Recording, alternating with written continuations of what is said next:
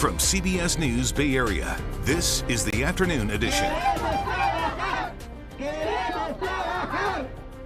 And right now on the Afternoon Edition, San Francisco street vendors making their voices heard, telling the city they want to get back to work. Good afternoon. I'm Ryan Yamamoto. Tensions continue to flare after the city banned vendors from selling on Mission Street. And today, dozens of vendors hit the street in march from 24th and Mission to City Hall.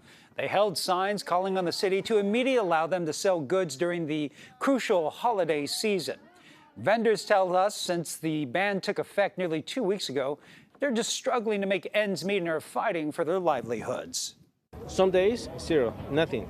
Some days, $5, $10, $15, $18, and that's it, no more than that. We want to someone to bring solutions to the table, talk to us, and find solutions. Like say, we don't want any more issues, we don't want any more problems, we want solutions.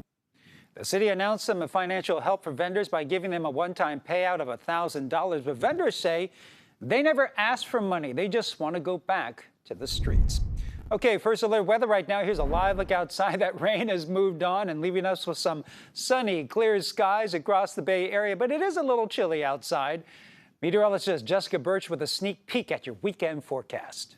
Taking a look at Futurecast, high pressure starting to build its way in from offshore, and that means sunny skies for us today. Winds moving in from the north, and, still we're dealing with some cool temperatures heading into this afternoon. We'll get to that in just a second. Let's take a look at what the Climate Prediction Center is saying for our rainfall outlook. Now, we had rain for the past couple days, giving us about an inch up in the North Bay, but we're drying up as we head into the next 7 days. Wetter than normal conditions are to the north of us near the Pacific Northwest, drier than normal conditions down near Southern California. We're kind of in that average section right now.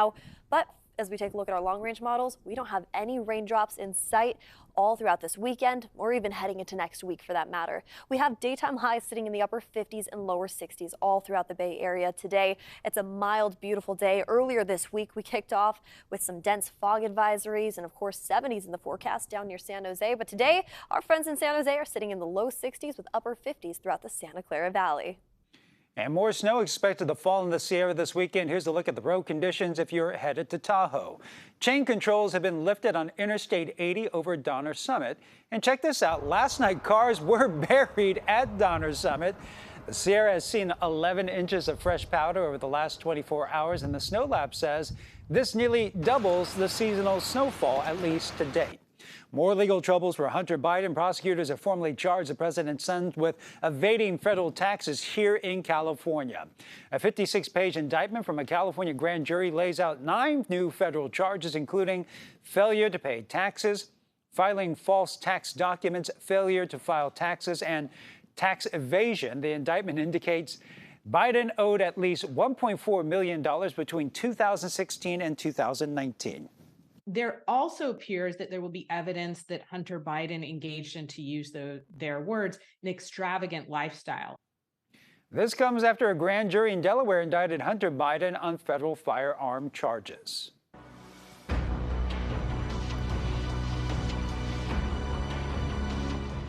Well, Jewish people around the world are marking the start of the celebration of Hanukkah as the war between Israel and Hamas now enters its 3rd month. Huge explosions rock Gaza today. New video this afternoon shows huge plumes of smoke rising from neighborhoods in the southern region. Bodies were recovered from under the rubble of a building hit by an Israeli airstrike. Israel has designated a safe zone in southern Gaza, but it's widening its air and ground offensive has left Palestinians packed together in dire humanitarian conditions.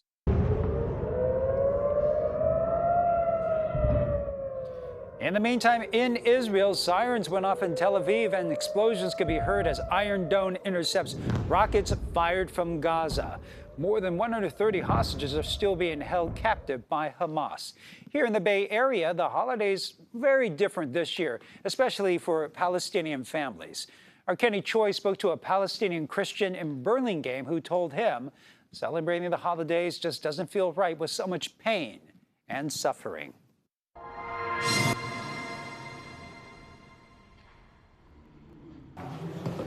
Yasmin Rafidi, her husband and children were visiting her parents in the West Bank on October 7th and realized they had to leave quickly. At that point, they told them they're not letting them through. They drove east to the Jordan border, knowing it would be safer, but knew her parents without U.S. passports would face a different situation. I just wanted my kids' safety. So I take them, of course, without thinking twice. I'll cross. But then also that meant to say goodbye to my parents. The Burlingame resident feared her parents would be returning to a Palestinian city that could become a war zone overnight, like Gaza. And he said goodbye to me and hugged all of us. And they turned back and went back to Ramallah.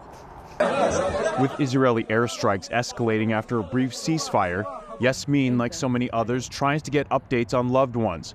She's Christian, but isn't decorating the trees in her courtyard this year. A cousin leaves a message sharing how Palestinians in Bethlehem aren't celebrating Christmas in the same way. The lights and decorations are noticeably absent. A baby Jesus lies in rubble at a church in Bethlehem. With occupation, with destruction, with the bombardment of children, while the world is celebrating, our children are under the rubble.